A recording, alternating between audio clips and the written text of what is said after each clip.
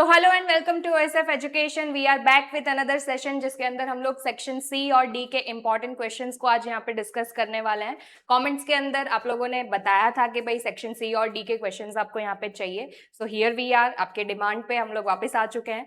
आज हम लोग यहाँ पे बहुत सारे अलग अलग टाइप्स के क्वेश्चंस डिस्कस करने वाले हैं, स्पेसिफिक चैप्टर्स में से कि कौन से चैप्टर्स में से कैसे कैसे क्वेश्चंस यहाँ पे बन सकते हैं। थोड़े बहुत डेप्थ देखेंगे क्वेश्चंस के कि किन तरीकों के क्वेश्चंस यहाँ पे पूछे जाते हैं। इसके अलावा थोड़े बहुत प्रिडिक्शंस लगाने की कोशिश करेंगे कि भाई ये वाले क्वेश्चंस जो है इस बार इस साल के लिए 2026 के लिए इंपॉर्टेंट क्वेश्चंस आपके लिए बन सकते हैं। तो वो सारे क्वेश्चंस को आज हम लोग थोड़ा अच्छे से थरली डिस्कस करने की यहाँ पे कोशिश करने वाले हैं। ठीक है, तो बिना किसी देरी के फटाफट हम लोग आगे बढ़ते हैं आज के सेशन की तरफ। ठीक है, तो सबसे पहले हम लोग डिस्कस करेंगे आज के इसके अंदर आपको बेसिकली कौन से चैप्टर्स प्रिफर करने हैं और आइडियली इन्हीं चैप्टर्स में से आपके सेक्शन डी और सी जो है बनने वाले हैं। इसमें आपको ऑप्शंस भी देखने को मिलता है, तो मैंने ऑलरेडी बता दिया है। फॉर सेक्शन सी आप लोगों को क्वेश्चंस की अगर हम बात करते हैं तो 38 to 46 क्वेश्चंस जो है वो आपके इसमें रहने वाले हैं। टोटल 9 क्वेश्चंस रहेंगे, जिस 9 में से आपको टोटल 6 क्वेश्चंस जो है वो अटेम्प्ट करने रहेंगे। ठीक है, चैप्टर्स की बात करें तो यहाँ पे 3rd, 4th, 8th, 16, 18 और 19, ठीक है, ये इतने चैप्टर्स आपको अच्छे से करने रहेंगे। फिर इसमें से अगर आप एक आधा चैप्टर स्किप कर रहे हो तो वो ऑप्शन में निकाल सकते हो, तो उसके हिसाब से आपको यहाँ पे प्रिपरेशन जो है वो करना रहेगा। ठीक है, सेम अगर हम लोग सेक्शन डी की बात करें तो वहां पे आपको मेनली 4 क्वेश्चंस लिखने रहेंगे। टोटल 7 क्वेश्चंस आपको मिलेंगे और उसमें से आपको कोई भी 4 अटेम्प्ट करना रहेगा। टॉकिंग अबाउट क्वेश्चन नंबर, तो 47 से लेके 53 तक का क्वेश्चन जो है वो आपका रहने वाला है 4 मार्कर्स के लिए। चैप्टर्स इसके लिए आपको करना है, सबको पता ही है बेसिकली क्योंकि आप ये कर चुके हो। ठीक है, ये चैप्टर्स के बारे में तो मैं श्योर हूं कि आप लोगों ने ऑलरेडी ये चैप्टर्स कर लिए होंगे।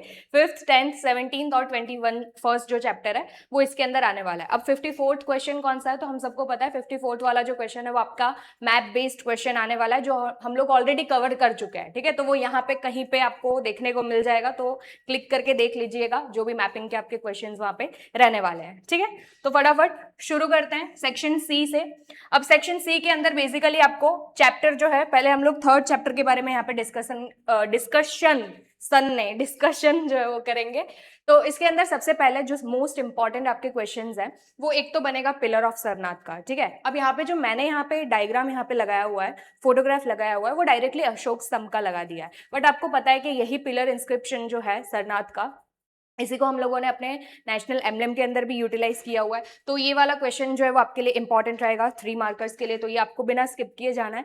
बहुत ही छोटा सा पैराग्राफ आपको दिया हुआ है, किसने बनवाया है, किस चीज के लिए इसको यूटिलाइज किया जाता है, मतलब ट्रायम्फ की तरह इसको ट्रीट किया जाता है।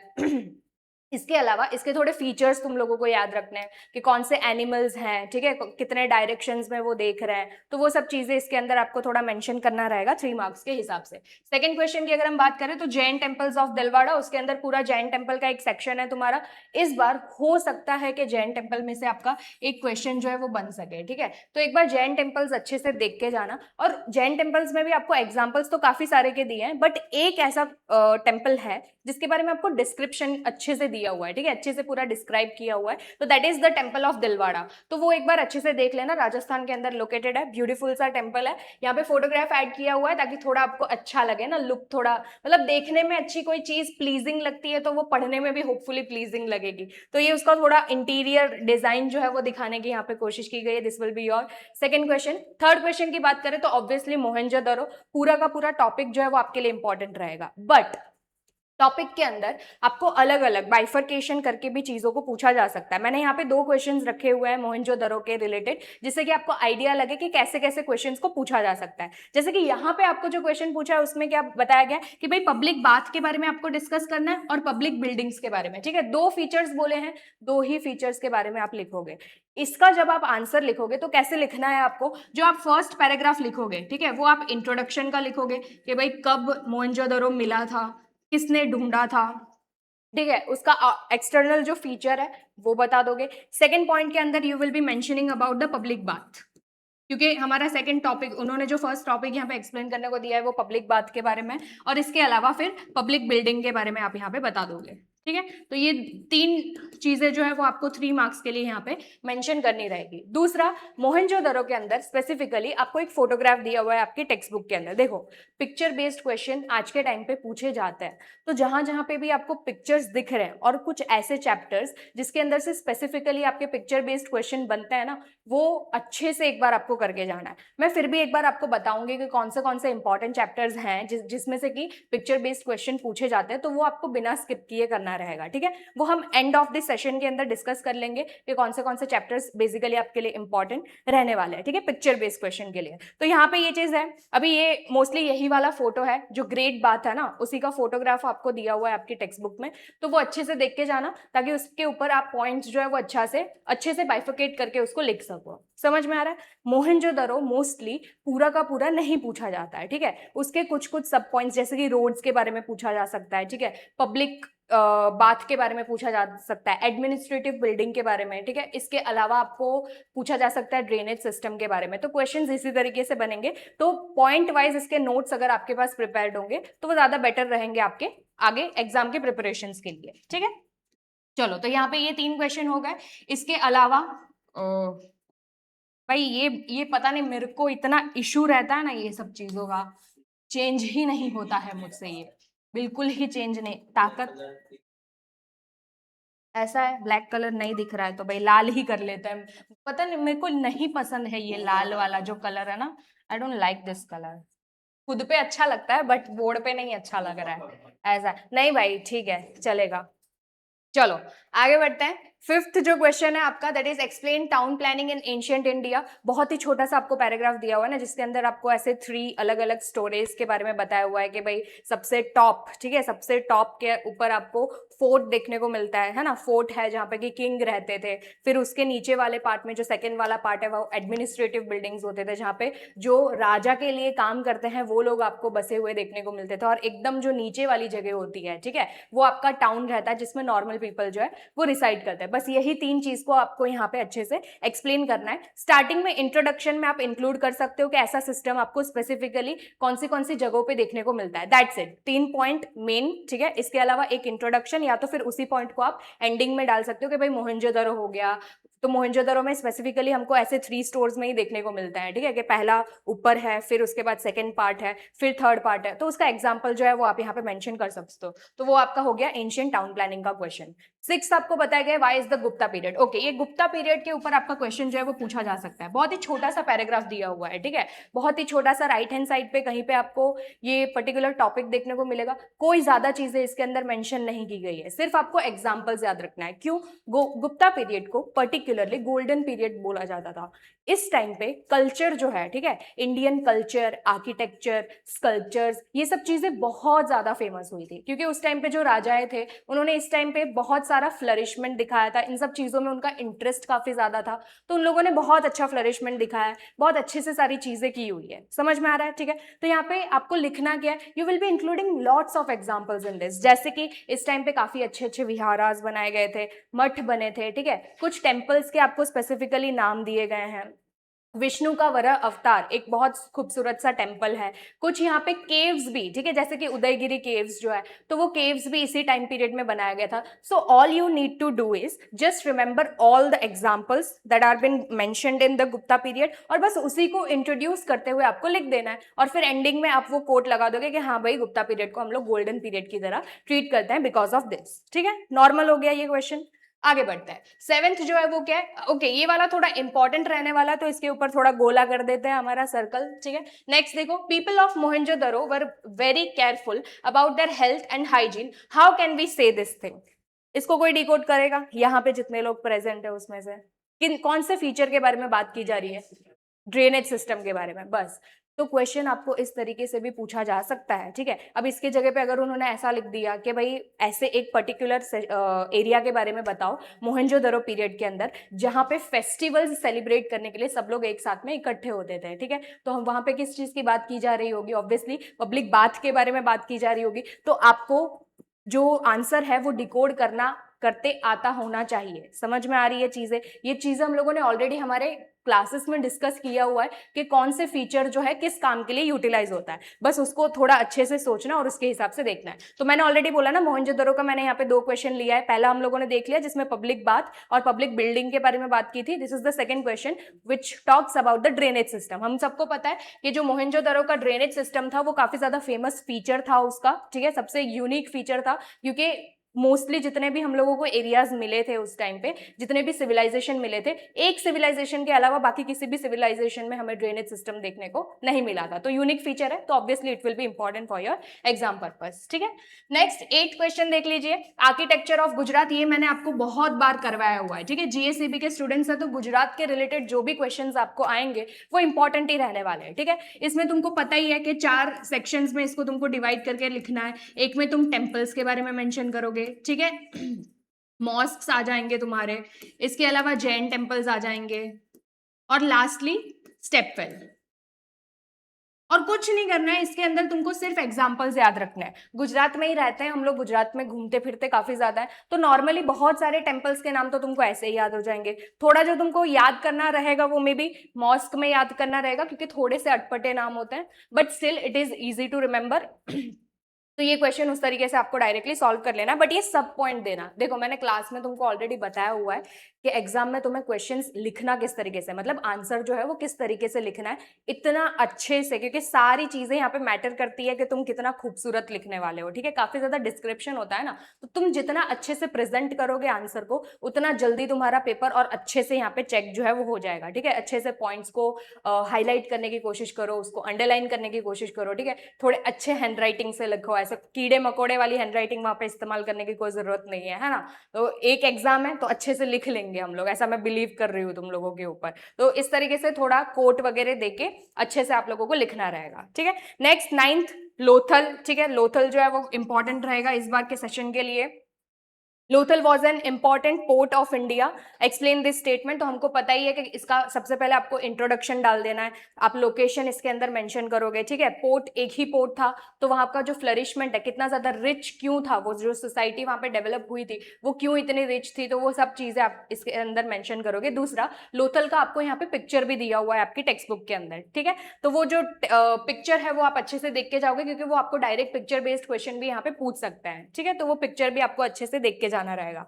नेक्स्ट जो क्वेश्चन है 10th question, that is the introduction of caves of Gujarat, ठीक है। ये थोड़ा अलग सा क्वेश्चन है बट स्टिल पूछा जा सकता है, तो एक बार अच्छे से देख लेना, क्योंकि केव्स मैंने ऑलरेडी आपको बोला है कि सेक्शन ए के लिए इंपॉर्टेंट पार्ट रहने वाला है, इसमें से क्वेश्चंस बनते हैं। तो केव्स आप याद रख लेना, जूनागढ़ के केव्स हो गए, ठीक है। इसके अलावा वो तलजा के बारे में केव्स हम लोगों ने देखा था, तो ऐसे ही बहुत सारे झिंझुरी केव्स है, तो वो अलग अलग केव्स के बारे में थोड़ा थोड़ा पॉइंट्स जो है वो याद करके चले जाना। एटलीस्ट अगर आप 4 से 5 केव भी थोड़ा थोड़ा डिस्क्रिप्शन में दे रहे हो और बाकी केव्स के सिर्फ नाम भी लिख दे रहे हो, तो फिर इट विल वर्क, ठीक है। 3 मार्क्स यहाँ पे आपको आराम से मिल जाएंगे। तो these are some of the questions जो कि मैंने अभी आपको बताया, वो आपके 3rd चैप्टर के लिए इंपॉर्टेंट रहेंगे, और सेक्शन सी के हिसाब से काफी ज्यादा ये इंपॉर्टेंट क्वेश्चंस जो है वो आपके रहने वाले हैं, ठीक है। चलो अब आगे बढ़ते हैं नेक्स्ट चैप्टर की तरफ। ओके, चैप्टर नंबर 4, ये अगेन आपके 3 मार्क्स के क्वेश्चंस के लिए इंपॉर्टेंट रहने वाला है। अब इसके अंदर अगर हम बात करें, जो सबसे पहला क्वेश्चन है, देखो 4th चैप्टर के बारे में हम लोगों ने बहुत बार हमारे क्लास में ऑलरेडी डिस्कस किया हुआ है कि मैम समझ में नहीं आ रहा है, क्योंकि मिडाइवल लिटरेचर वाला पार्ट जो है ना वो थोड़ा टफ है, बहुत सारी बुक्स दिए गए हैं, बहुत सारे ऑथर्स के नाम है उसके अंदर, तो थोड़ा याद रखने में प्रॉब्लम हो रहा है, ठीक है। तो उसके लिए हम लोगों ने बहुत बार डिस्कस किया कि कौन से क्वेश्चन तुम स्पेसिफिकली करके जाओगे, तो बोर्ड में उतना करोगे तो इनफ रहेगा, ठीक है। उससे आगे तुमको वैसे भी कुछ नहीं पूछने वाले हैं। तो सबसे पहला जो क्वेश्चन है इसके अंदर वेद के बारे में, ठीक है।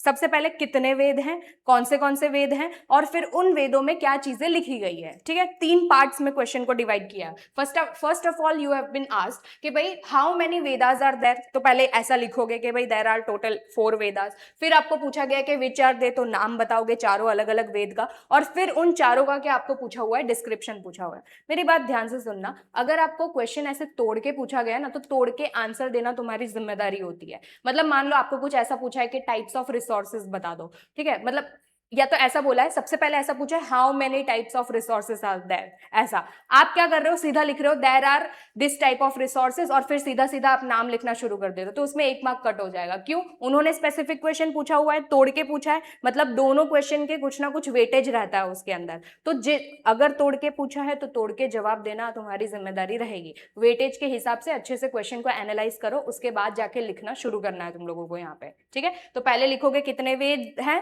कौन से और फिर उसके अंदर आपको डिस्क्रिप्टिव पार्ट जो है वो ऐड कर देना है यहाँ पे।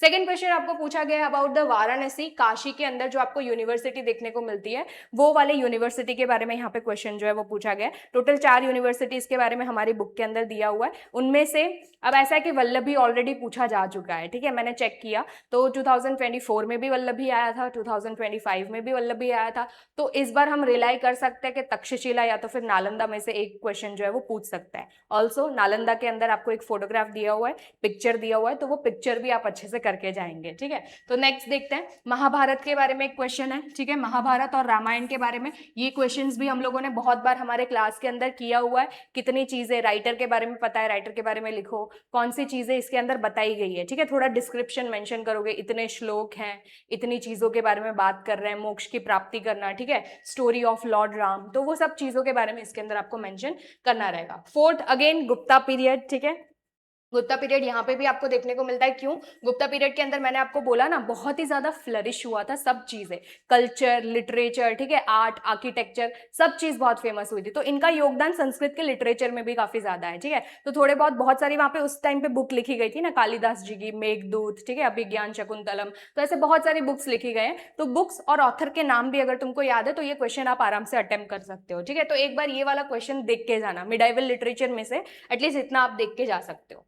फिफ्थ क्वेश्चन देखो, राइट अ नोट ऑन, अभी इसके अंदर मैंने 2 टाइप बताए हुए हैं कि कैसे डेप्थ में ये क्वेश्चन आपको पूछा जा सकता है। क्या है? Right a note on Takshashila university, ये तो नॉर्मल हो गया कि एकदम तक्षशिला पूछ लिया, तक्षशिला के बारे में आप सारी चीजें लिख लोगे। दूसरा कौन से तरीके से पूछा जा सकता है, Chanakya the mentor of Chandragupta Maurya, ठीक है, Chanakya the mentor of Chandragupta Maurya studied in this university, emphasize the importance of this ancient university, directly ये पूछा जाएगा। बोलने का मतलब क्या है, सिर्फ अगर आप टाइटल देख के निकल ले रहे हो ना कि भाई हाँ टाइटल ही तो पूछने वाले हैं, क्या ही जरूरत है अंदर का डिस्क्रिप्शन देखने की, तो बेटा ऐसे फंस सकते हो, ठीक है।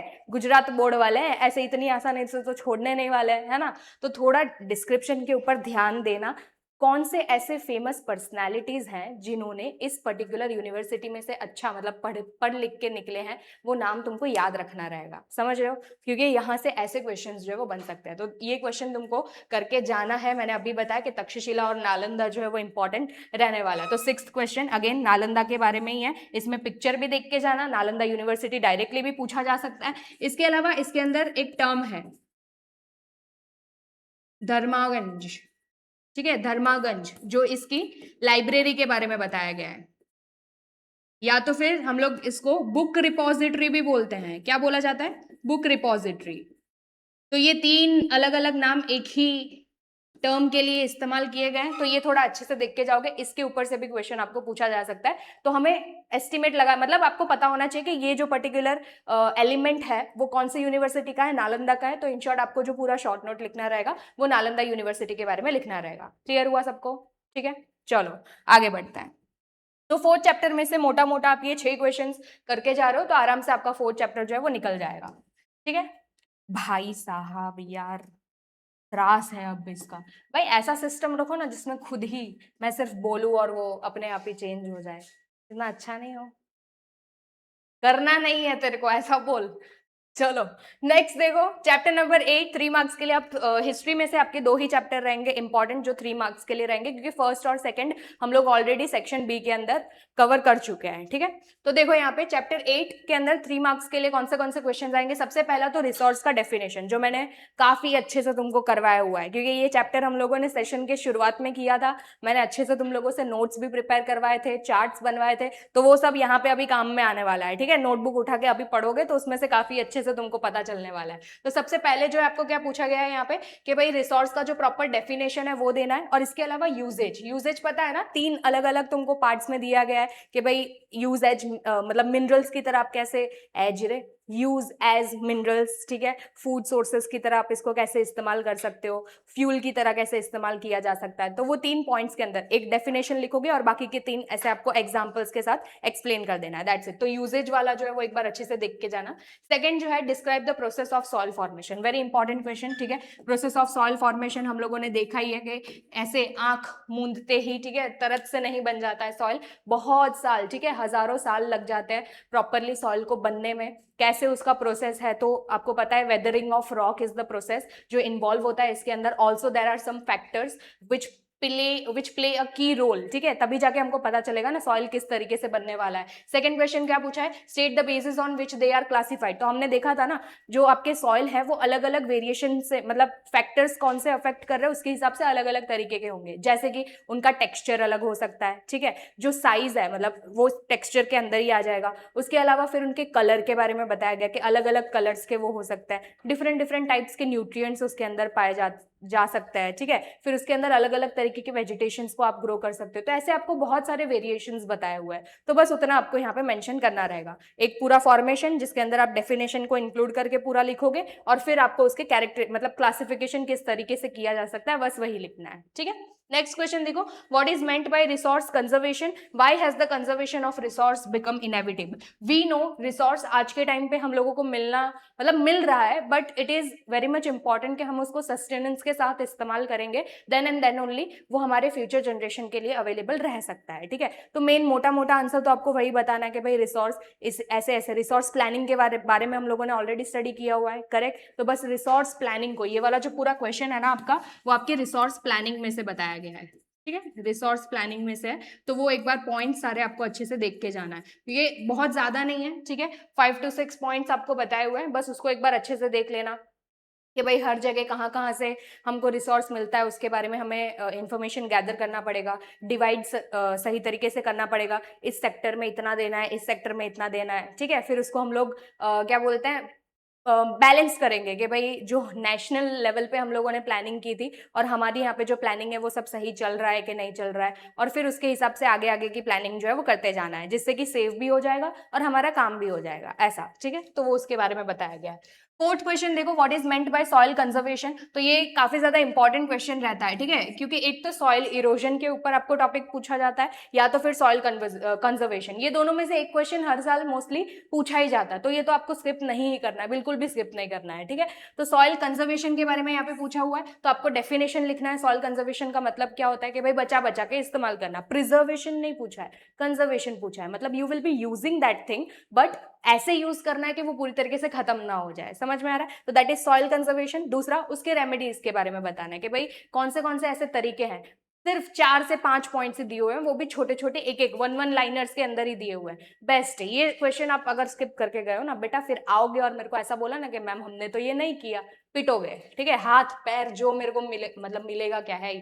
पर पिटोगे, बस ऐसा है, ठीक है। फिफ्थ क्वेश्चन देखो, शॉर्ट नोट, ओके। अब हम लोग सॉइल के बारे में बात करेंगे। क्लासिफिकेशन ऑफ सॉइल में आप लोगों को 7 to 8 अलग अलग टाइप्स ऑफ सॉइल जो है वो बताया हुआ है, ठीक है। बट इंपॉर्टेंट कौन सा है, मतलब 3 मार्क्स के हिसाब से वेटेज जो है वो कौन से सॉइल का रहेगा। तो एक तो आपको डेजर्ट सॉइल अच्छे से करके जाना रहेगा, ठीक है। इसके अलावा आप माउंटेनियस सॉइल कर लेना, है ना। इसके अलावा एल्यूवियल सॉइल, और अगर हम बात करें तो आपको पता है ब्लैक कॉटन सॉइल पूछा जा सकता है, ब्लैक कॉटन सॉइल, यानी कि इसमें हम बेसिकली ब्लैक सॉइल की बात कर रहे हैं, जिसका दूसरा नाम रेगर सॉइल भी है और उसका तीसरा नाम जो है वो ब्लैक कॉटन सॉइल भी है। और एक बार आप रेड सॉइल भी देख के चले जाओगे, ठीक है। तो ये एक बार अच्छे से इसके फीचर्स देख लेना, कौन से न्यूट्रिएंट्स मिलते हैं, प्लेसेस जहां जहां पे आपको ये देखने को मिलेगा, कुछ स्पेशल फीचर है तो स्पेशल फीचर के बारे में इसके अंदर आपको बात करनी रहेगी, और इसके अलावा इसका डिस्ट्रीब्यूशन जो है वो थोड़ा अच्छे से आपको देखना रहेगा। These are the things that you will need to mention जब भी तुम आंसर्स को लिखोगे। क्लियर हो गया, ठीक है। तो यहाँ पे हमारा 8th चैप्टर जो है वो इस तरीके से खत्म होता है। चलिए अब आगे बढ़ते हैं नेक्स्ट चैप्टर की तरफ। नेक्स्ट चैप्टर, हाँ, चैप्टर नंबर 16 नेक्स्ट, ठीक है। इसके अंदर सारे ही क्वेश्चन आ गए हैं, ठीक है, सारे ही टॉपिक्स आ गए हैं। बस इसके अंदर मैं तुमको ये बताऊंगी कि कौन से टॉपिक्स तुम्हारे लिए ज़्यादा इंपॉर्टेंट रहेंगे और लिखना किस तरीके से। आइडियली हमें पता ही है क्योंकि इसके अंदर आपको 3 इंपॉर्टेंट टॉपिक दिए गए हैं, लिबरलाइजेशन, ग्लोबलाइजेशन और प्राइवेटाइजेशन। और लिखना किस तरीके से तो हमको पता है। मैंने तुमको क्या बोला है, पहले तुम फीचर्स लिखोगे, फिर उसके एडवांटेजेस लिखोगे और थर्ड पॉइंट में डिसएडवांटेजेस। बस खत्म। 3 मार्क्स के लिए आपको ऐसे 3 अलग अलग पार्ट्स में इसको वेटेज के हिसाब से बाइफर्केट कर देना है, दैट्स इट, ठीक है। तो सबसे पहला जो क्वेश्चन आपको पूछा गया that is about world trade organisation, जो आपका इस बार का इंपॉर्टेंट क्वेश्चन हो सकता है, ठीक है। तो ये एक बार अच्छे से देख के जाना। अब अगर आपको डायरेक्टली वर्ल्ड ट्रेड ऑर्गेनाइजेशन पूछा गया है तो इसके अंदर आप कौन सी चीजें मेंशन करने वाले हो। तो सबसे पहले तो आप लिखोगे इसका इंट्रोडक्शन, कि भाई किसने मतलब इसका जो क्या बोलते हैं फुल फॉर्म क्या होता है, इसके अलावा इसका हेडक्वार्टर कहाँ पे लोकेटेड है, कब ये पहली बार बना था, इन सब चीजों के बारे में आप सबसे पहले मेंशन करोगे। इसके अलावा यहाँ पे आप फंक्शंस लिख सकते हो, ठीक है। फंक्शंस जो है वो आप इसके अंदर मेंशन कर दोगे। इसके अंदर आपको टोटल 4 पॉइंट दिए गए हैं, बट इतना सारा हमें लिखने की कोई जरूरत नहीं है, ठीक है। और इसके अलावा आप ऑब्जेक्टिव्स, तो ये 3 चीजें इसके अंदर आपको मेंशन करनी रहेंगी। कोई टफ नहीं है क्योंकि ऑलरेडी मैंने क्लास में तुमको ट्रिक बताया था ना कि कैसे याद रखना है। मैंने तुमको ऑलरेडी पॉइंटर्स जो है वो अंडरलाइन करवाए हुए हैं कि बस इसी पॉइंटर्स को याद रखना और अपने आप जो है वो तुम्हारा आंसर बनता जाएगा, ऐसा, ठीक है। तो WTO will be important. Next जो है steps taken to protect the environment, important.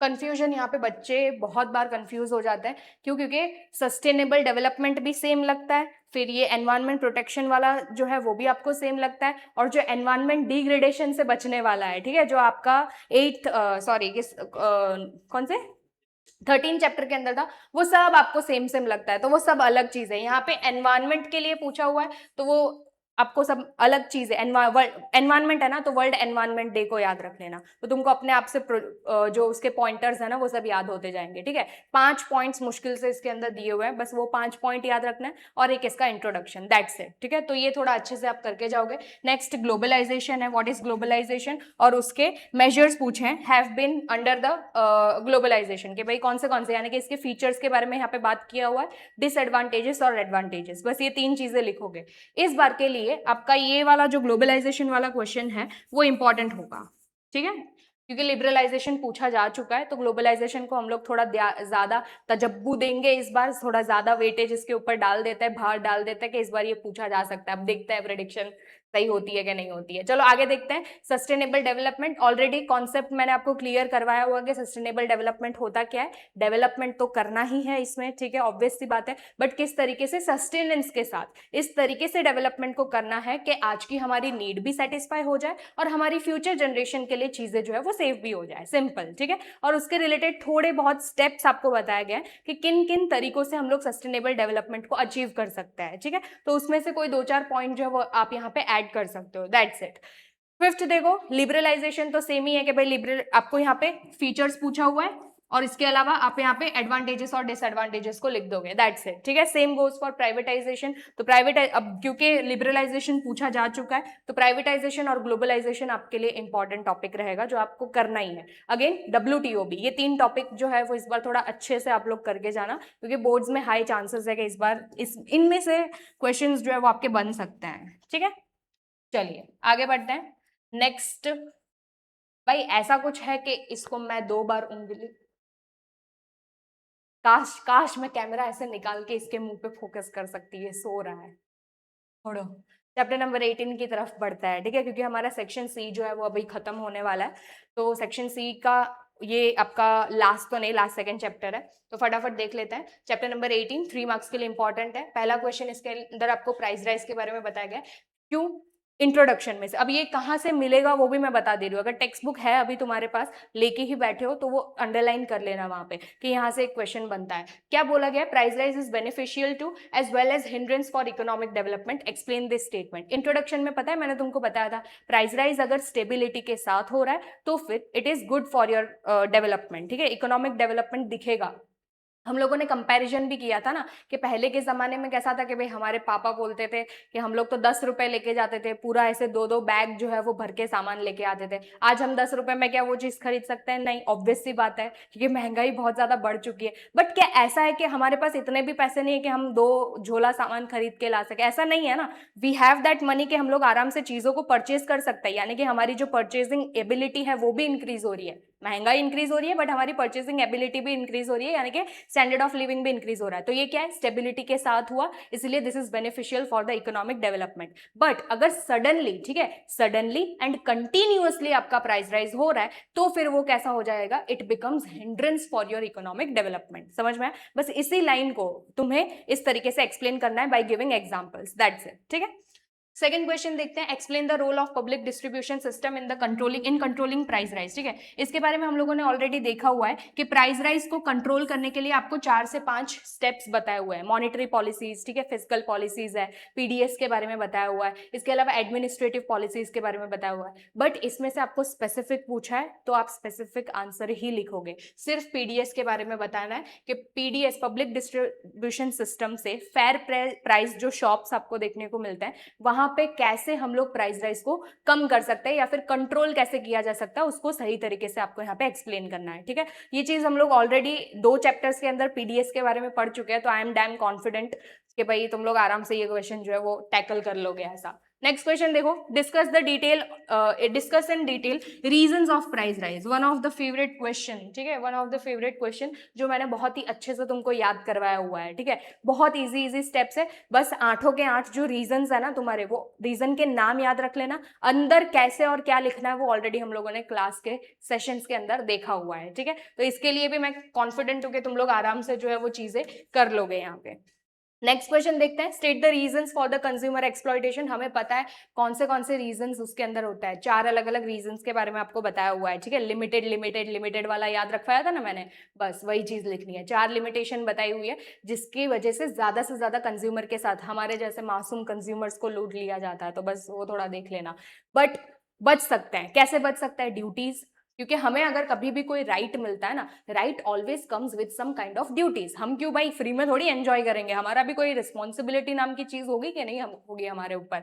तो बस यहाँ पे आपको ड्यूटीज के बारे में बताया गया, और कितना सिंपल भाई, सिर्फ 3 ही पॉइंट बोले हैं, 3 ही पॉइंट लिखना है। तो हम क्या लिख सकते हैं कि भाई सब चीज को सही तरीके से पढ़ के, ठीक है, उसको सही तरीके से एग्जामिन करके लो, वेट चेक करके ले सकते हो। सिलेंडर वाला एग्जाम्पल लिख दोगे, भाई सील टूटी हुई नहीं होनी चाहिए, पेट्रोल लेते हो तब वो 0 होना चाहिए, वेइंग स्केल है तो हर साल जो है उसको सही तरीके से आपको चेकिंग करवाना रहेगा, उनके ऑफिसर से बातचीत करनी रहेगी। ठीक है, कोई चीज खरीद रहे हो तो बिल जो है वो आपको मांगना रहेगा। ये सब क्या है? हमारी ड्यूटीज के अंदर आती है। तो बस ड्यूटीज आपको मेंशन करनी है, क्योंकि 3 ही बोला है तो 3 पॉइंट्स आपको अच्छे से, थोड़े बड़े बड़े एक्सप्लेन यहाँ पे अच्छे से कर देना रहेगा। ठीक है, तो ड्यूटीज अच्छे से देख लेना। और ड्यूटीज है मतलब राइट्स की बात अभी हम कर ही रहे हैं, तो टोटल 6 राइट्स आपको यहाँ पे मेंशन किए गए हैं, तो वो थोड़ा अच्छे से देख लेना। ठीक है, कि भाई एजुकेट होना चाहिए आपके पास, आपको क्या बोलते हैं, जो आपको बैकअप मिलेगा ना कि भाई रिड्रेसल, ठीक है, रिड्रेसल जो आपको मिलेगा उसके बारे में आपको इसके अंदर बताया हुआ है, राइट टू चूज के बारे में बताया हुआ है। तो ऐसे आपको टोटल 6 राइट्स दिए गए, तो ये 6 राइट्स जो है वो आप अच्छे से करके जाएंगे इस फीचर के लिए। ठीक है, नेक्स्ट देखो, explain the role of consumer society in the consumer protection. तो हम लोगों ने कोर्ट वगैरह के बारे में पढ़ा है। ठीक है, कंज्यूमर कोर्ट्स होता है, इसके अलावा सोसाइटीज हम खुद से डेवलप करते हैं। मान लो मेरे साथ कुछ चीटिंग हो गई, तो मुझे चाहिए कि मेरे जैसे हालत जो है वो किसी और की भी ना हो, तो मैं क्या करूंगी, एक सोसाइटी डेवलप करेंगे विच वर्क्स लाइक एनजीओ। ठीक है, हम अलग अलग लोगों को साथ में लेके आएंगे और लोगों को, बाकी के लोगों को हम लोग अवेयर करने की कोशिश करेंगे। So this is basically about the awareness, creating awareness among people, ताकि उनके साथ भी कभी भी इस तरीके की चीटिंग जो है वो ना हो सके, एक्सप्लॉयटेशन जो है वो बिल्कुल भी ना हो सके। तो बस वो आपको इसके अंदर लिखना रहेगा।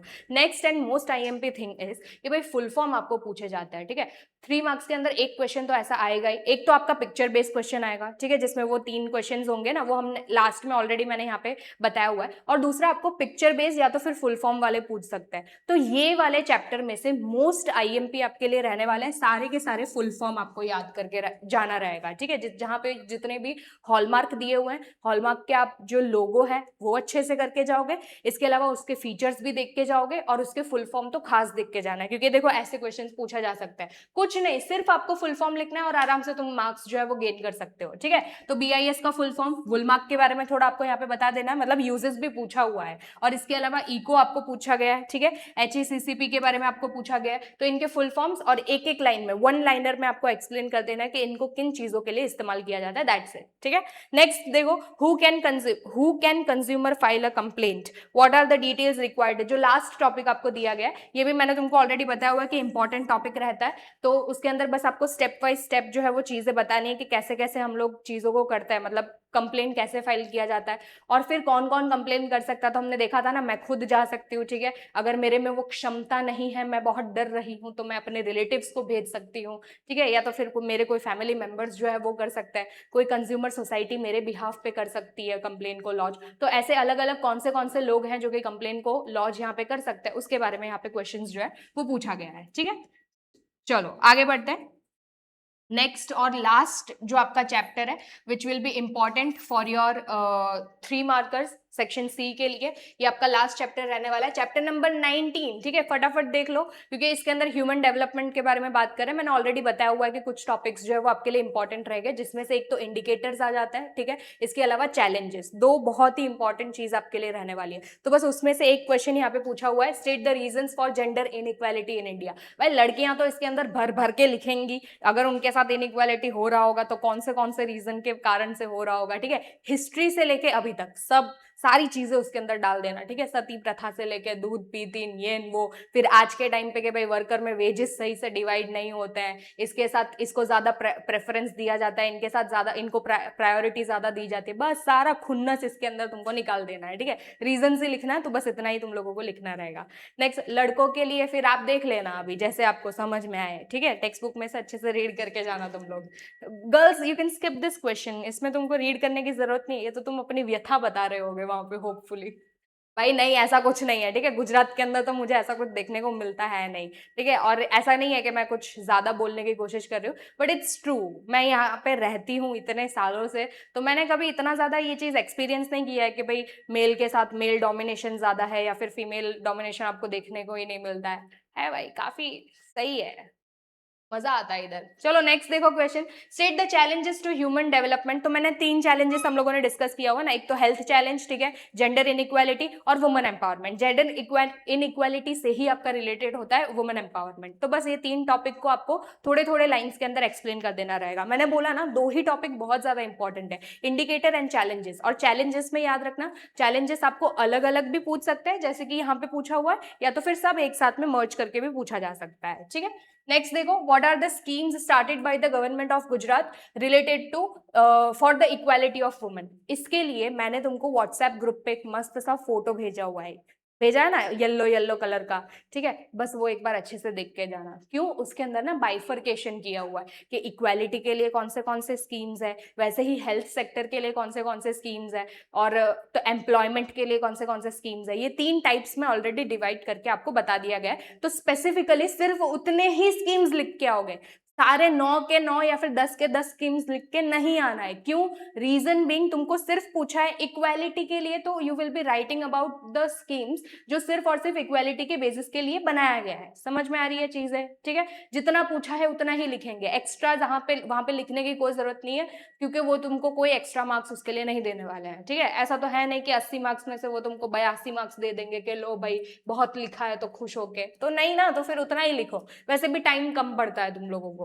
नेक्स्ट देखो, what indicators are used to measure the human development index and explain them. 3 अलग अलग इंडिकेटर्स के बारे में हम लोगों ने स्टडी किया हुआ है, ठीक है, जो ऑब्वियस सी बात है 2015 तक था, फिर उसके बाद तो अभी नए इंडिकेटर्स इस्तेमाल किए जा रहे हैं, वो भी आपके बुक के एकदम पीछे वाले साइड में नो दिस के अंदर बताया हुआ है कि करंटली हम लोग कौन से इंडिकेटर्स वहाँ पे इस्तेमाल करते हैं, बट यहाँ पे तुमको वो 3 याद रखने हैं, ठीक है, एक्सपेक्टेड लाइफ वाला, ठीक है, इसके अलावा आपको वहाँ पे बताया गया ना मीन ईयर ऑफ स्कूलिंग, तो ईयर ऑफ स्कूलिंग के बारे में आपको 2 जो टाइप्स दिए गए हैं, इसके अलावा स्टैंडर्ड ऑफ लिविंग जो है उसके बारे में बताया गया, तो ये 3 पॉइंट्स आपको यहाँ पे मेंशन करने रहेंगे। नेक्स्ट देखो, what are the ways in which women are subjected to discrimination discrimination of in India, same question है। कौन सा? फर्स्ट वाला, और ये एकदम ही सेम क्वेश्चन है, ठीक है। बस कैसा है, घुमा फिरा के पूछा है। यहाँ पे इनइक्वालिटी वाला वर्ड ज्यादा है, उसके ऊपर स्ट्रेस नहीं दिया है, तो हम कंफ्यूज हो जाते हैं कि भाई क्या लिखना है, समझ में नहीं आ रहा है। But it is quite easy, ठीक है। वही पूछा गया ना कि कौन से ऐसे वेज है जिससे कि वुमेन के साथ डिस्क्रिमिनेशन किया जाता है या तो उनको नीचा दिखाने की कोशिश की जाती है। सेम ही क्वेश्चन है। तो फर्स्ट और ये लास्ट वाला जो है वो आपके लिए एकदम सेम टू सेम रहने वाला है। इसके अलावा जो आपको चीज देखनी रहेगी दैट इज अबाउट अभ्यम, ठीक है। अभ्यम थोड़ा अच्छे से करके जाना, उसका जो नंबर है वो अच्छे से देख के जाना, क्योंकि भाई इतने बढ़ते आंसर देखे हैं ना मैंने, जब मैंने तुम लोगों के टेस्ट पेपर चेक किए, 181 ने, 121 ने, 100 ने, पता नहीं क्या क्या लिखते रहते, तो थोड़ा ध्यान से देख के जाना कि उसका ओरिजिनल नंबर क्या है। ऑल्सो उसका लोगो एक बार आप अच्छे से चेक करके जाओगे कि उसका फोटोग्राफ जो है वो कैसे दिया हुआ है, ठीक है। तो फाइनली यहाँ पे हमारा सेक्शन सी जो है वो खत्म होता है। टोटल 6 से 7 चैप्टर जो है वो हम लोगों ने यहाँ पे डिस्कस कर लिए, और ये भाई ये सारे क्वेश्चंस जो है वो तुमको करके जाना है, ठीक है। मेहनत की है मैंने बनाने में ये, और हमारे जो एडिटर हैं उन्होंने भी बहुत मेहनत की है, तो तुम लोग भी मेहनत करना और अच्छे से इसको पढ़ के जाना, ठीक है। चलिए आगे बढ़ते हैं नेक्स्ट सेशन की तरफ। 16 आउट ऑफ 16 चाहिए, तो इतना करके जाना, समझ गया तू? करके ही जाना, मार खाएगा नहीं तो तू, ठीक है। तो इसके अंदर हम लोग अभी जो मेजर 4 चैप्टर्स है वो पूरा यहाँ पे खत्म कर डालेंगे एक ही बार में। जितने भी क्वेश्चंस बोलूँ बेटा वो अच्छे से करके जाना। और दूसरा, मैं तुमको अभी ओरिजिनली सारी चीजें जो है वो थोड़ा डेप्थ के अंदर बताऊंगी, मतलब जैसे कि 10th चैप्टर है, उसमें से क्वेश्चन कभी घुमा फिरा के पूछ देता है ना, तो सर खुजाने लगता है कि भाई लिखना क्या है इसके अंदर। तो इसीलिए मैंने सारे क्वेश्चन यहाँ पे लिए हुए हैं, जिससे कि तुमको पता चले कि एग्जैक्टली कौन से क्वेश्चन में किस टाइप से आपको आंसर्स जो है वो लिखने रहेंगे, ठीक है। चलो देखते हैं फटाफट। मेरे को तुम लोगों को फील हुआ कि मैं 2 बार करती हूँ तभी ये होता है? मेरी उंगली में शक्ति नहीं है। चलो पहला पहला देखो, 5th चैप्टर, बच्चों का सबसे फेवरेट चैप्टर। किसी को भी पूछो कि भाई टेस्ट देना है अभी के अभी, ठीक है, कौन सा चैप्टर तुम देना चाहोगे? 5th चैप्टर मैम, सब आता है उसमें, हमको सारे टॉपिक्स कर लिए हैं, है ना। क्योंकि पता है 2 क्वेश्चन तो इसमें से आने ही वाले, 7 में से 2 क्वेश्चन इसी चैप्टर में से आने वाले हैं, तो मतलब 2 का तो हमारा सॉर्टेड हो गया कि नहीं हो गया, है ना। तो अच्छी बात है भाई। इसके अंदर कौन से तुमको क्वेश्चंस करके जाना है। सबसे पहला देखो, आपको पूछा गया state the contribution of ancient India in the field of metallurgy, या तो फिर आपको कैसे पूछेंगे, explain the progress of metallurgy in ancient India. दोनों ही सेम क्वेश्चन है, इट टॉक्स अबाउट मेटलर्जी। कुछ नहीं है, सिर्फ एग्जांपल्स दिए गए, बहुत सारे examples. Also let me tell you, अगर तुमको याद हो कि लास्ट में जो हमारे पेपर्स हुए थे ना सोशल साइंस के ओएसएफ में, जितने टेस्ट हुए थे, उसमें मैंने 2-3 क्वेश्चन बैक टू बैक पूछा था, जिसमें एक मेटलर्जी और वास्तुशास्त्र बार बार मैंने रिपीट किया हुआ था, क्योंकि ऐसा लग रहा है कि वो इस बार पूछ सकते हैं। तो थोड़ा ये 2 के ऊपर थोड़ा ज्यादा फोकस करके जाना, ठीक है। कितना गंदा दिख रहा है, अच्छी चेंज कर देते हैं, अच्छा नहीं लग रहा है। मेटलर्जी और वास्तुशास्त्र, ठीक है। तो ये 2 थोड़ा ज्यादा अच्छे से करके जाना। ऑल्सो केमिस्ट्री भी हम लोगों को यहाँ पे देखना ही रहेगा। चलो सेकंड क्वेश्चन देखो, मैथमेटिक्स के रिलेटेड है, डायरेक्टली आपको पता है यही पूछेंगे कि भाई right about the progress made in mathematics in ancient India, ठीक है। ये लास्ट ईयर भी पूछा जा चुका है ऑलरेडी, 2025 के पेपर में भी है। Vastushastra, who were the pioneers of Vastushastra, और इस फील्ड में हमें कौन सी चीजों के बारे में इंफॉर्मेशन मिलता है, तो वो सारी चीजें आपको इसके अंदर लिखना रहेगा। बहुत ही इजी है, पता है ये क्वेश्चन लिटरली बहुत इजी है, because all you will have to do is कि भाई तुमको सिर्फ नाम याद रखने हैं, कौन कौन इनके पायोनियर्स है। एक राणा कुंभा तो आप याद रखोगे क्योंकि उन्होंने रिवाइव किया था, जो सब चीजें खत्म हो गई थी ना, उन्होंने वापस से उसको रिवाइव किया था। वास्तुशास्त्र है क्या? इट इज ऑल अबाउट कि भाई it is connected to your astrology वाला पार्ट, इसी से सारी मतलब हमको पता चलता है ना कौन सी दिशा, कौन सी डायरेक्शन जो है वो हमारे लिए अच्छी रहेगी, शुभ रहेगी। तो बस उसके सारे एग्जांपल्स एक ही साथ में तुमको डम कर देना है अपने आंसर के अंदर, ठीक है। तो ये 2 क्वेश्चन जो है वो तुम्हारे लिए इंपॉर्टेंट रहेंगे। नेक्स्ट देखो, chemistry, explain chemistry as an experimental science. Normal question है ये, तो तुम्हारे टेक्स्ट बुक में भी दिया हुआ है, तो केमिस्ट्री के अंदर तो तुम भर भर के आंसर लिखते हो भाई, अच्छी बात है वो। फिर देखो मेडिकल साइंस एंड सर्जरी, इसका भी हम लोग ऑलरेडी बहुत बार टेस्ट ले चुके हैं, ठीक है। और ये आंसर तो बहुत बढ़िया, चुम्मेश्वरी लिखते हैं लोग इसके अंदर, ठीक है, क्योंकि पता है इसके अंदर ना बहुत सारा इन्फॉर्मेशन है और इतना अच्छे से बाइफरकेट करके लिखते हो ना तुम लोग कि भाई अलग अलग राइट, पहले नाम लिख देते हो कि भाई वाग्भट हो गए, ठीक है, सुश्रुत हो गए, चरक हो गए, और सबके आप अलग अलग से डिस्क्रिप्शन देते हो, वेटरनरी साइंस को अलग से एक्सप्लेन करते हो, बहुत अच्छे। तो इसमें तो मुझे बोलने की जरूरत ही नहीं है, मेरे को पता है तुम लोग अच्छे से करके आओगे। एस्ट्रोनॉमी एंड एस्ट्रोलॉजी इंडिविजुअली भी पूछा जा सकता है या तो फिर आपको एक साथ में भी पूछ सकते हैं, तो उसका थोड़ा ध्यान रखना, क्योंकि एस्ट्रोलॉजी को वास्तुशास्त्र के साथ कंबाइन करके भी पूछा जा सकता है, ठीक है, तो वो कैसे भी पूछ सकते हैं, तो ये वाला भी एक बार आप अच्छे से देख के जाना, ठीक है। इसके अंदर सारे आपके टॉपिक्स जो है वो हो गए। इसके अलावा पता है तुमको एक टेबल दिया हुआ है, इसके अंदर बुक और ऑथर के नाम दिए गए, वो एक बार खाली नजर मार के जाना, उसमें से आपके ऑब्जेक्टिव्स पूछे जा सकता है, ठीक है, तो ऑब्जेक्टिव्स के पर्पस के लिए एक बार वो चैप्टर जो है वो थोड़ा अच्छे से देख के जाओगे तुम लोग। चलिए आगे बढ़ते हैं। तो 5th चैप्टर सॉर्टेड यहाँ पे, ये तो मैं नहीं देती तो भी तुम लोग कर ही लेते हो, तो मेरे को खुद को भरोसा है अपने स्टूडेंट्स पे ना कि वो लोग ये वाला चैप्टर तो अच्छे से कर लेंगे। अगेन अगर हम लोग दूसरी चैप्टर की बात करें जिसमें वेटेज थोड़ा ज्यादा है, यानी कि 2 क्वेश्चन इसमें से भी आते हैं, तो सॉर्टेड हो जाता है कि भाई मैम क्या जरूरत है 17 और 21 चैप्टर करने की, 4 क्वेश्चन तो इसी में से आते हैं, ये 2 चैप्टर में से हो गया ना। कब होगा? चलो 5th चैप्टर में तो तुम सारा ही करके जाते हो, 6 टॉपिक है तो तुम पूरा करके चले जाते हो। व्हाट अबाउट 10th चैप्टर, क्योंकि 10th चैप्टर में तो बहुत सारे टॉपिक्स है, ठीक है, और क्वेश्चन किस तरीके से पूछा जाएगा वो नहीं पता है। तो अगर तुमको ऐसी चुल मच रही है ना कि मैं भी 17th थोड़ा ऐसे वो करके देखता है, आज कुछ तूफानी करते हैं वाला, अगर तुमको जग रहा हो तो फिर 10th चैप्टर बहुत अच्छे से करके जाना। इसमें जितने क्वेश्चन बोले ना सारे क्वेश्चन करके जाना, तब जाके वैसा डेर लेना कि भाई ठीक है मैं नहीं करके जाऊंगा 21st चैप्टर, देखता हूँ क्या होगा ऐसा, ठीक है। तो देखो भाई सबसे पहला क्वेश्चन टेक्निकल रिफॉर्म्स के बारे में यहाँ पे पूछा हुआ है, ठीक है, मत जाना मत जाना, वैसे ही नहीं जाएगा ना क्योंकि मैं 2 बार करूंगी तभी जाएगा। चलो तो पहला आपको जो क्वेश्चन बताया गया वो टेक्निकल रिफॉर्म्स, 2 तरीके के रिफॉर्म्स के बारे में मेंशनड है आपकी बुक के अंदर, एक हो गया इंस्टीट्यूशनल, दूसरा है टेक्निकल, ठीक है। तो लास्ट ईयर के पेपर में क्योंकि इंस्टीट्यूशनल आया है तो फिर हम इस बार क्या समझेंगे कि टेक्निकल पूछा जा सकता है, ठीक है, तो टेक्निकल इंपॉर्टेंट रहेगा, तो टेक्निकल एक बार अच्छे से देख लेना।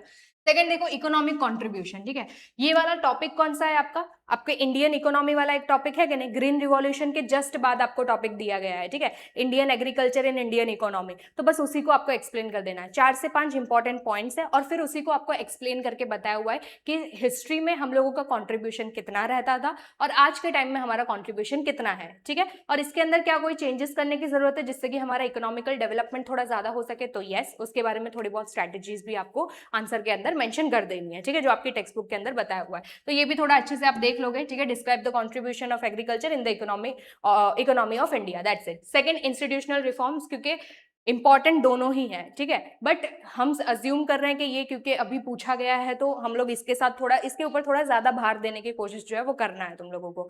अगेन थोड़ा बात अगर कर ले तो इसके अंदर भी आपको पता है, मैंने बोला है कि डेफिनेशन आपको अच्छे से लिखना रहेगा, पॉइंटर्स दिए हुए हैं ऑलरेडी के, पॉइंटर्स के हिसाब से आप सारे के सारे पॉइंट्स लिखोगे, और नीचे तुम लोगों को थोड़ी बहुत वो दी हुई है ना जिसके अंदर फुल फॉर्म दिया गया है। भाई देखो ऐसा है ना, मैं जब बहुत ज्यादा बोलती हूँ तो मैं बहुत ज्यादा फंबल करने लगती हूँ, ठीक है, और जब मैं बहुत ज्यादा बोलती हूँ तब मेरे को कुछ वर्ड्स याद नहीं आते हैं, जो मेरे रियलिटी है मेरे, ठीक है, वो मेरे रियल लाइफ में मेरे साथ होता है, तो थोड़ा बैर कर लेना है ऐसा। तो कुछ फुल फॉर्म्स भी आपको इसके अंदर दिए गए जो इंस्टीट्यूशनल और टेक्निकल रिफॉर्म्स दोनों के लिए बताए हुए हैं, तो वो चीज भी थोड़ा आप इसके अंदर मेंशन कर दोगे।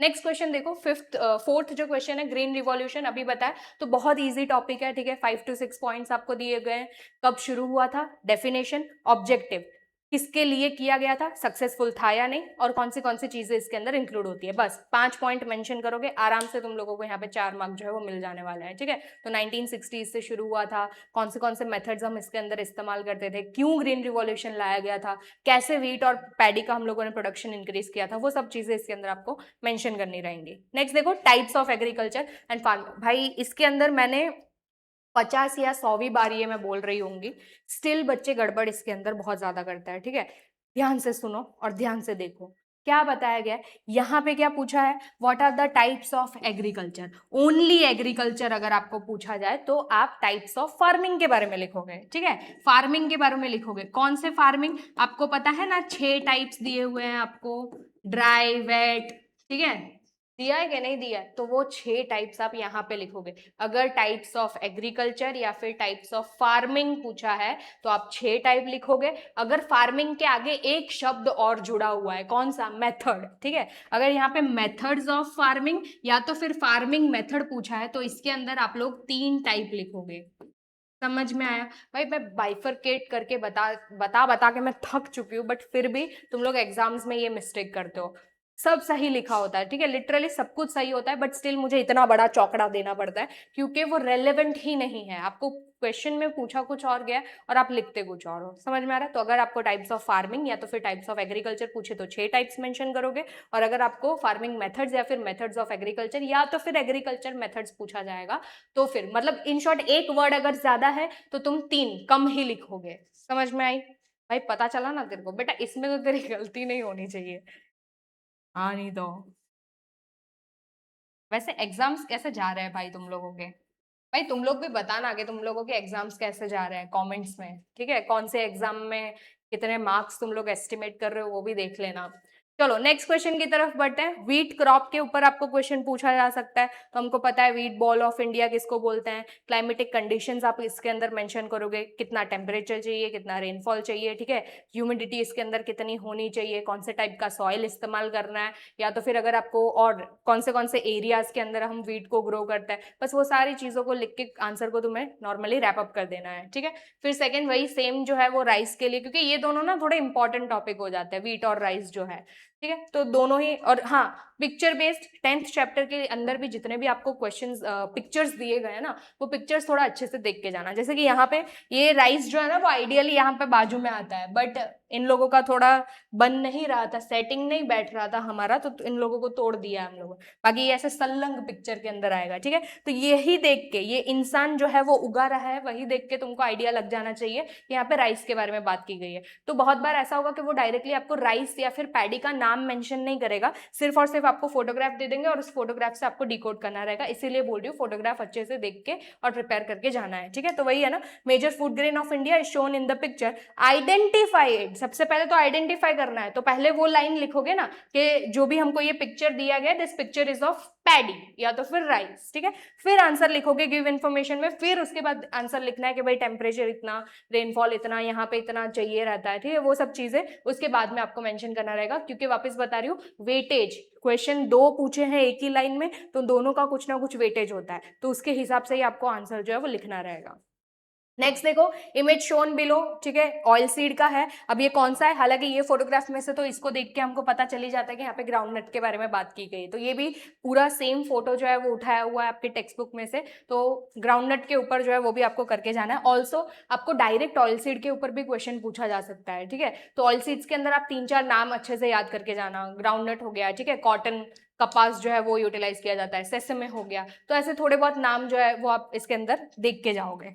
नेक्स्ट और लास्ट क्वेश्चन जो रहेगा हमारे 10th चैप्टर में से, वो ये रहेगा, ठीक है, जो तुमको पता ही है कॉफी और टी के बारे में। और इसके अंदर ना तुमको डायरेक्टली बता देंगे कि तुमको लिखना कितना है, जितना मेंशन किया गया है सिर्फ उतना ही लिखोगे उसके अंदर, ठीक है। देखो क्या बताएगा, look at the picture of 2 crops given below, identify them and give information about the following points for each, ठीक है। अब यहाँ पे ऐसा कॉफी या फिर टी ऐसा लिखा नहीं होगा, क्यों, आइडेंटिफाई देम ऐसा बोला हुआ है, ये तो स्ट्रक्चर इसीलिए ऐसा लाया हुआ है ताकि तुमको पता चले कि एग्जैक्टली तुमको क्या और कितना लिखना है, ठीक है। तो सबसे पहले तुम क्या लिखोगे, पिक्चर 1 या तो फिर क्रॉप 1 जो है इट इज ऑफ कॉफी, फिर इसके बारे में ये पॉइंट्स मेंशन करोगे। कितना पूछा है, सिर्फ टेम्परेचर लिखोगे, सिर्फ रेनफॉल, फेवरेबल सॉइल कौन सा है और प्रोड्यूसिंग स्टेट्स, दैट्स इट। और इसके अलावा एक पॉइंट भी ज्यादा लिखने की हमें कोई आवश्यकता नहीं है, ठीक है। सेम सेकंड पिक्चर कौन सा है, तो पहले बताओगे कि भाई आइडेंटिफाई करोगे कि ये टी का पिक्चर है, ठीक है, फिर टेम्परेचर, रेनफॉल, फेवरेबल कंडीशन और कहाँ कहाँ पे ये पाया जाता है, बस उतनी चीजें आपको लिखने रहेंगे। समझ में आई इतनी चीज? तो 10th चैप्टर अगर तुम्हें ऐसा है कि भाई मुझे पूरा 10th अच्छे से करके जाना है, इतने क्वेश्चंस करके जाओ, कोई कोई तुम आराम से लिख लोगे, ठीक है, आराम से तुम लोग कर लोगे, मेरे को एकदम भरोसा हो गया है तुम लोगों के ऊपर। इसके अलावा भी एक टॉपिक आई थिंक मैं मिस आउट कर रही हूँ, जो आपके कैश क्रॉप्स का हो सकता है, ठीक है, पैसे वाले क्रॉप्स, मतलब जिससे आपको ज्यादा पैसा मिलता है बदले में, ठीक है, रिटर्न में काफी अच्छे पैसे मिलते हैं, तो कैश क्रॉप्स भी इसके अलावा यहाँ पे मैं लिख देती हूँ। तो आप जो अलग एक और टॉपिक करके जाओगे ना, वो आपको कैश क्रॉप्स का थोड़ा देख के जाना रहेगा, ठीक है। तो इतने टॉपिक्स अगर आप अच्छे से कर ले रहे हो तो फिर भाई तुम कॉन्फिडेंट हो अपने आप पे कि भाई अरे मैं तो 5 और 10 में से ही सब कुछ सारा का सारा जो एग्जाम है वो निकाल लूंगा सेक्शन डी वाला, तो फिर कर सकते हो, ठीक है, एकदम मस्त। चलो next, let's move to the chapter number 17। Again 4 marks के लिए इंपॉर्टेंट है, ये सारे क्वेश्चंस जो दिखा रही हूँ वो आपको बिना स्किप किए अच्छे से प्रिपेयर करके जाना रहेगा। सबसे पहला क्या है, rich India is inhabited bye poor people, explain this statement. Second जो पेज है ना आपका, उसके अंदर पता है बताया हुआ है, मैंने आपको ये भी एक्सप्लेन किया हुआ था कि भाई यहाँ पे भले हम लोग बोलते हैं कि भाई रिच, काफी इंडिया काफी रिच है, हाँ है, हम लोग हेरिटेज वाइज हैं, ठीक है, बहुत सारे और रिच पीपल भी हमारे पास काफी है, बट क्या ऐसा है कि इंडिया के अंदर सभी लोग जो है उनका एवरेज इनकम बहुत ज्यादा है या फिर सभी की लाइफस्टाइल बहुत ज्यादा अच्छी है? हम सबको पता है कि ये चीज नहीं है, ठीक है। Poverty of course resides in India, तो उसको आपको एक्सप्लेन करना है कि किस तरीके से भले इंडिया अपने आप में काफी ज्यादा रिच है बट पोवर्टी फिर भी आपको इंडिया के अंदर देखने को मिलती है ड्यू टू सम रीजंस। बस वो रीजंस को अच्छे से मेंशन करो और आपका क्वेश्चन इस तरीके से यहाँ पे सॉल्व हो जाएगा, ठीक है। पर्टिकुलर पार्ट मैंने बता दिया, सेकंड वाले पेज पे नीचे वाले साइड में आपको दिया हुआ है वो पूरा टॉपिक, तो वो एक बार अच्छे से आपको देख के जाना रहेगा। नेक्स्ट देखो, व्हाट इज पोवर्टी, डेफिनेशन यहाँ पे आपको लिखनी है, पोवर्टी का डेफिनेशन बताना है और रीजंस, दैट्स इट, ठीक है, कि कौन से रीजंस आपको बेसिकली देखने को मिलता है। यहाँ पे मेन क्या है ये स्किप मत करना, ठीक है, पहले डेफिनेशन पूछा है तो सबसे पहले आप डेफिनेशन को मेंशन करोगे, फिर आपको रीजंस बताना रहेगा, दैट्स इट, दो ही पॉइंट आपको यहाँ पे याद रखना है, ठीक है। नेक्स्ट देखो, state the meaning of an unemployment and discuss its type, very important, ठीक है, ये थोड़ा अच्छे से करके जाओगे। अनएम्प्लॉयमेंट का मीनिंग लिखना है और उसके टाइप्स लिखने हैं, टाइप्स को एक एक लाइन में एक्सप्लेन कर देना है, दैट्स इट, क्योंकि बोर्ड्स का काइंड ऑफ बोल सकते हैं थोड़ा फेवरेट सा क्वेश्चन है ये अनएम्प्लॉयमेंट वाला, ठीक है, और तुम लोग भी काफी अच्छे से लिखते हो इसमें, तो मैंने देखा हुआ है तुम लोगों ने जो आंसर शीट्स लिखी है ना, तो काफी अच्छे से लिखते हो, तो एक बार अनएम्प्लॉयमेंट अच्छे से देख के जाना। Next, give information about any 5 programmes, ठीक है, हाँ प्रोग्राम्स की अगर हम बात करते हैं, पीएपी आपको दिया गया है, ठीक है, यानी कि पॉवर्टी एलिवेशन प्रोग्राम्स के बारे में आपको बताया गया है, वैरायटी ऑफ स्कीम्स उसके अंदर डिस्कस किया गया है। तो क्या सारे स्कीम्स करके जाना हमारे लिए बहुत ज्यादा इंपॉर्टेंट है या फिर सारे ही लिखने पड़ेंगे? नहीं, मैंने आपको ऑलरेडी स्ट्रेटेजी बताई हुई है कि आपको कैसे क्या लिखना है। पहले देखो कि उन्होंने स्पेसिफिकली किसी स्कीम के बारे में डिमांड की है कि नहीं की है, अगर वैसा नहीं है तो फिर आप अपने हिसाब से चीजों को बता के लिख सकते हो। अगर सिर्फ पीएपी के बारे में पूछा है, डेफिनेशन लिखो, टाइप्स लिखो कि कौन से टाइप्स के स्कीम्स इन्वॉल्व है, एंड एक्सप्लेन एनी 3, कोई, ठीक है, कोई भी 3 अच्छे से उसको एक्सप्लेन कर दोगे तो आराम से तुमको मार्क्स मिल जाएंगे। बट यहाँ पे आपको स्पेसिफिकली बताया गया कि कितनी स्कीम्स लिखनी है, क्या बोला है, give information about any 5 programmes implemented by government of poverty alleviation in sector, कौन सा पूछा है, थोड़ा खास ध्यान रखना, एग्रीकल्चर के बारे में, ठीक है। तो जो पहले ही 4 आपको स्कीम दिए गए हैं, अगर तुमको पता हो तो मैंने तुमको बताया भी था कि ये नेशनल एग्रीकल्चर प्लान के अकॉर्डिंगली बनाया हुआ है, ठीक है, कि भाई खेती, वो सिंचाई वाला हम लोगों ने देखा था, तो वो जितने भी इरिगेशन के लिए, सिंचाई के लिए जितनी भी चीजें आपको बताई हुई है, इसके अलावा आपको प्लान्स बताए हुए हैं ना, तो वो जो 4 अलग अलग आपको स्कीम्स बताई हो, बस वो 4 स्कीम्स यहाँ पे आपको लिख देना रहेगा, ठीक है, क्योंकि उन्होंने डिमांड ही उतनी रखी है, क्वेश्चन की डिमांड जैसी रहेगी उसी के हिसाब से आपको अपने आंसर्स जो है वो लिखने रहेंगे। नेक्स्ट देखो, इफेक्ट्स ऑफ अनएम्प्लॉयमेंट, तो अनएम्प्लॉयमेंट में मैंने ना इसके अंदर सारे क्वेश्चंस इंक्लूड कर दिए हैं, ठीक है, but effects for that matter, ठीक है, कर लेना एक बार तो अच्छे से देख के चले ही जाना। नेक्स्ट देखो, suggest and discuss any 4 measures to reduce unemployment in India, ये थोड़ा ध्यान से तुमको करना रहेगा, ठीक है। क्यों, इसके अंदर पता है मैंने तुम लोगों को अच्छे से पॉइंट्स लिखवाए हुए हैं कि गोल कैसे क्रिएट करना है, ठीक है, कैसे कैसे हम लोग एम्प्लॉयमेंट जनरेशन के प्रोग्राम्स को लॉन्च कर सकते हैं, तो बस वो पॉइंटर्स याद रखना, पॉइंटर्स याद रख लोगे तो आंसर के अंदर तुम्हें क्या लिखना है वो ऑटोमेटिकली तुम्हें पता चल जाएगा, क्योंकि पॉइंटर्स ही मैंने ऐसे बताए हैं तुम लोगों को जिससे कि तुम आराम से, तुमको याद आ जाएगा कि इसके अंदर हम लोगों ने क्या क्या चीजें पढ़ी हुई है, ठीक है। तो I am counting on you about this, तो थोड़ा देख लेना इसके अंदर। नेक्स्ट देखो, state the reason of unemployment, क्यों, कौन से ऐसे कारण है जिसकी वजह से अनएम्प्लॉयमेंट है, तो वो भी आपका एक इंपॉर्टेंट क्वेश्चन बन जाता है। इसके अलावा राइट अ नोट ऑन मगनरेगा लिखा है, मतलब मनरेगा ही है वो, ठीक है। अब इसके थोड़े चांसेस हो सकते हैं, क्यों, क्योंकि रिसेंटली अभी बहुत बातचीत चल रही थी ना मनरेगा के बारे में, इसका आज के टाइम पे नाम भी चेंज कर दिया है ना, नाम भी चेंज हो गया, इसके जो प्रोग्राम के अंदर जो चीजें थी उसके अंदर भी काफी सारे चेंजेस आ गए हैं 100 डेज एम्प्लॉयमेंट का, बट हमें we will be sticking by the old information only. तो मनरेगा का फुल फॉर्म लिखोगे, इसके अंदर प्रोग्राम के अंदर क्या क्या बातचीत की गई है, किनको इसमें से फायदा मिलेगा, कितना फायदा मिलेगा, वो सब चीजें, ठीक है, तो वो थोड़ा देख लेना। इसके अलावा एक माँ अन्नपूर्णा योजना भी देख लेना अच्छे से, माँ अन्नपूर्णा योजना भी अच्छे से एक बार करके जाना। ये कैसे है, ये अलग से पूछे जाते हैं मोस्टली, है ना, अलग से ये स्कीम्स आपको इंडिविजुअल पूछा जाता है, तो इसलिए मनरेगा और ये जो है वो थोड़ा इंपॉर्टेंट रहेगा। बाकी मनरेगा तो थोड़ा अच्छे से करके जाना, हाई चांसेस लग रहे हैं इस बार। नेक्स्ट देखो, explain the idea of world labour market, ये तो हमको पता ही है, ठीक है। ब्रेन ड्रेन वाला कॉन्सेप्ट हम लोगों ने इसी में से पढ़ा था ना, कि भाई ब्रेन ड्रेन हो जाता है, लोग इधर पढ़ के इधर से सब चीज लेके दूसरे देश में चले जाते हैं, उनकी इनकम बढ़ाने के लिए उनके सब चीज। ऐसा नहीं है कि सिर्फ फायदा उनको ही होता है, फायदा इंडिया में भी होता है, क्योंकि पैसा तो आफ्टर ऑल इंडिया में ही आता है, बट स्टिल जो टैलेंट है वो कहीं ना कहीं इंडिया से बाहर चला जाता है। तो मैंने इस एग्जाम्पल के थ्रू आपको ये पूरा जो टॉपिक है वो एक्सप्लेन किया था। तो world labour market brain drain वाला जो कॉन्सेप्ट है वो यहाँ पे याद रखना, ठीक है। तो यहाँ पे मैं ब्रेन ड्रेन लिख ही दे रही हूँ, क्योंकि आपको क्वेश्चन अगर उल्टा करके पूछने की कोशिश करेंगे ना, तो उसके अंदर सिर्फ ये वर्ड ऐड कर देंगे कि व्हाट इज ब्रेन ड्रेन, और उसके बारे में पूरा शॉर्ट नोट लिखो या तो फिर एक्सप्लेन करो उस टर्मिनोलॉजी को। तो आपको पता होना चाहिए कि वहां पे वो बेसिकली वर्ल्ड लेबर मार्केट की यहाँ पे बात जो है वो की जा रही है, ठीक है। नेक्स्ट और लास्ट टॉपिक जो बताया गया, जो आइडियली आपके फर्स्ट पेज के ऊपर दिया हुआ है, ठीक है। State the characteristics of people living below poverty line. तो इसके अंदर सबसे पहले आपको मैंने बताया था पॉवर्टी क्या होती है, पॉवर्टी लाइन क्या होता है, ठीक है, और कौन से ऐसे कुछ कैरेक्टरिस्टिक्स 5 to 6 अलग अलग कैरेक्टरिस्टिक्स देखे थे ना, कि भाई एक दिन में 2 मील्स जो है वो नहीं मिलते हैं, स्टैंडर्ड ऑफ लिविंग इतना अच्छा नहीं होता है, हेल्थ और एजुकेशन जैसे जो बेसिक नेसेसिटी है वो सही से उन लोगों को मिल नहीं पाती है। तो बस वही कैरेक्टरिस्टिक्स आपको यहाँ पे मेंशन कर देना है, ठीक है। तो ये भी आप एक बार अच्छे से देख के जाओगे, ठीक है। ओके, आगे बढ़ते हैं, और अब हम लोग अपने मंजिल के बहुत ही करीब जाते हुए, क्योंकि ये हमारा आज का लास्ट चैप्टर है, ठीक है, जो हम लोग डिस्कस कर रहे हैं सेक्शन डी के लिए, 21st चैप्टर, जिसके अंदर से आइडियली ये इतने क्वेश्चंस तुम लोगों को अच्छे से करके रहना होगा।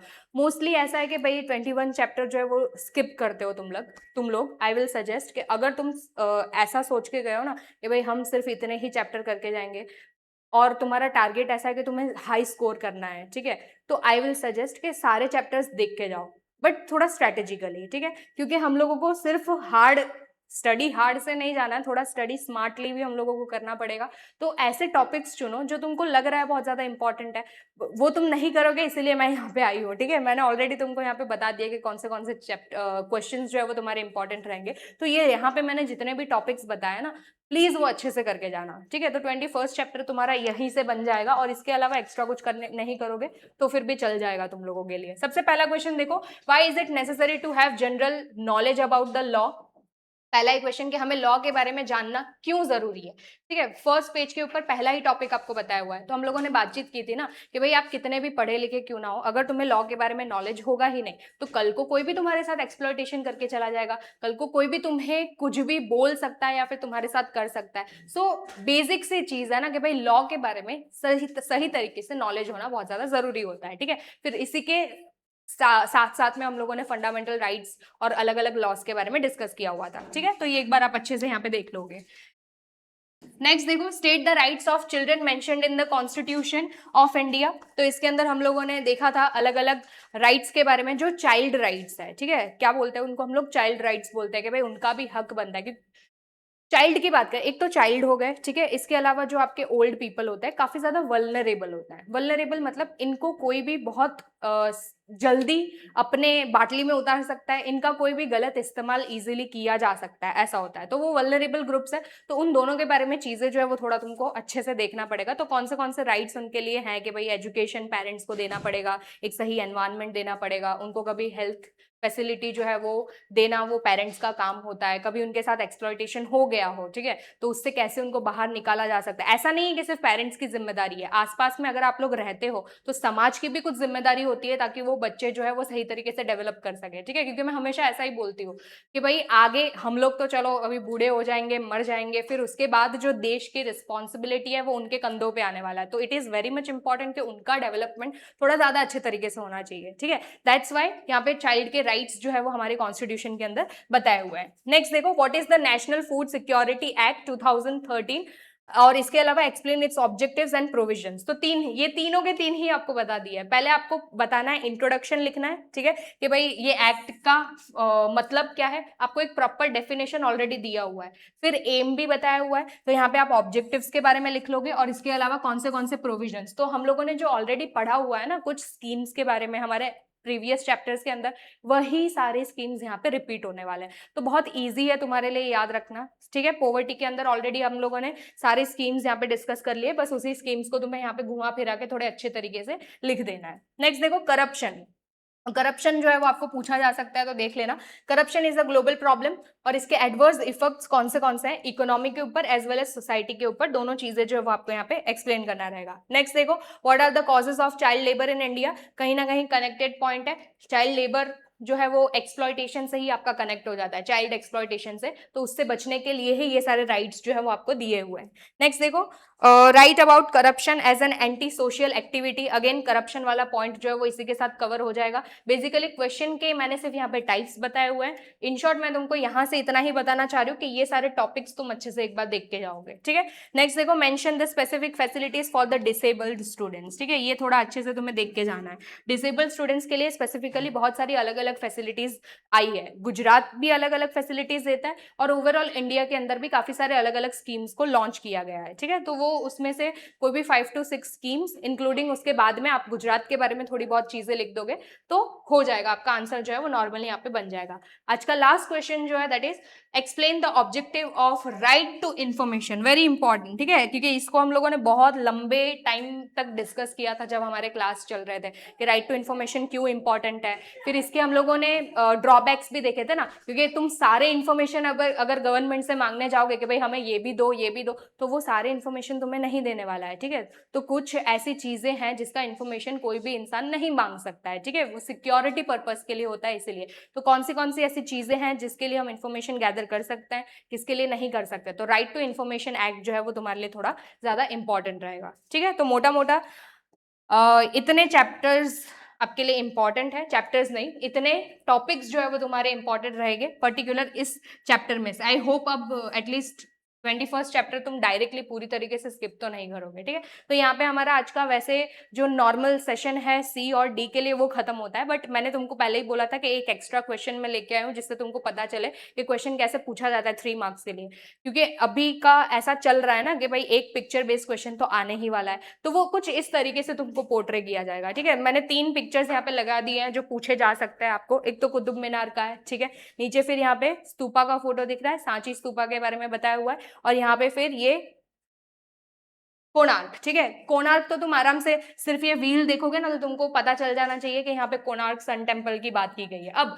क्वेश्चन पूछा किस तरीके से जाता है और लिखना किस तरीके से, पूरा शॉर्ट नोट लिखने नहीं बैठना है, क्योंकि क्वेश्चन तुमको बताया हुआ है, इतने का ही जवाब एक एक वर्ड में या तो फिर 2 वर्ड्स में देके तुमको रफा दफा करना है। पहला क्वेश्चन क्या पूछा, आइडेंटिफाई द मॉन्यूमेंट, तो भाई तीनों में से जो भी पूछा हुआ होगा, ठीक है। यहाँ पे अगर इसके बारे में ही हम मेनली बात कर रहे हैं इसलिए इसको थोड़ा ज्यादा जूम करके दिया है, तो कुतुब मीनार है, ठीक है। फिर in which state is it situated, जहां पे भी आपको मध्य प्रदेश हो, ठीक है, दिल्ली हो, इसके अलावा ओडिशा में हो, तो जहां पे भी वो है वो पर्टिकुलर एरिया आप बताओगे। इसके अलावा in what formation is it construction, या तो फिर इसके अलावा दूसरा आपको यहाँ पे क्या क्वेश्चन पूछा जा सकता है कि भाई हु बिल्ट इट, दोनों में से कोई भी एक क्वेश्चन जो है वो पूछा जाएगा, हु बिल्ट इट।